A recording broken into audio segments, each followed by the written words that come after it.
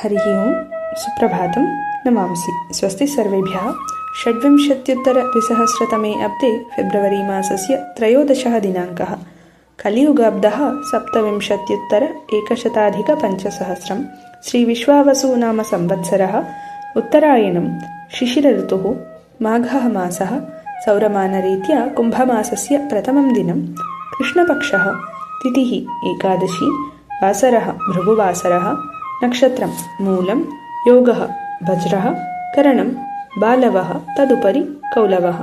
कालस्वरूपस्य भगवतो नारायणस्य परमानुग्रहेण सर्वेषाम् उद्दिष्टकार्यसिद्धिर्भवतु। सर्वेषाम् आयुरारोग्यसौख्यमस्तु। आरब्धकर्माणि शुभपर्यवसायिनी भवन्तु। सत्सङ्गप्राप्तिरस्तु। सर्वे देशसेवासन्नद्धाः दीनानुकम्पायुक्ताः दानशीलाः धार्मिकाश्च सन्तु। शुभदिनम् इति गीर्वाणी।